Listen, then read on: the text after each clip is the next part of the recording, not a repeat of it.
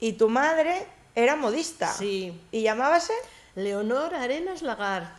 Y cuéntame, ¿cómo llegó ella a ser modista? Pues muy fácil, mandaronla a coser, o sea, era la única hermana y luego tenía 5 hermanos. Vale. Entonces mi abuela mandóla a aprender a coser con una señora que había allí, cuando era ya nada, una cría, con 12 Sí. o 13 años fue. Y entonces, bueno, aprendía muy rápido, muy rápido. Ujú. Ella vino enseguida muy rápido y que, bueno, que gustaba el tema y que tal.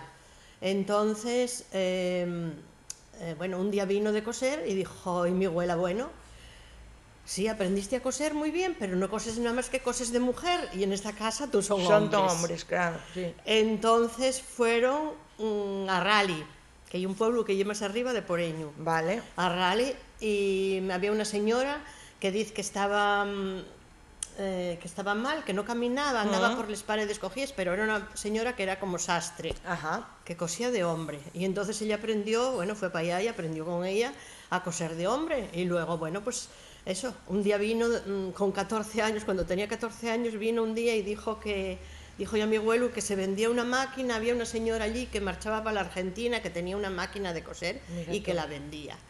Y entonces mi abuelo fue para allá a comprarla. Y resulta que la señora esa ya la había vendido. Ay, Entonces ella creo que cogió una perreta que pa' qué, de llorar y llorar y llorar, que ella que quería la máquina, que quería una máquina. Entonces mi abuelo vino, fue a ver a la señora que la había comprado y dijo, y él, mira, doyte 50 duros, me parece que era más.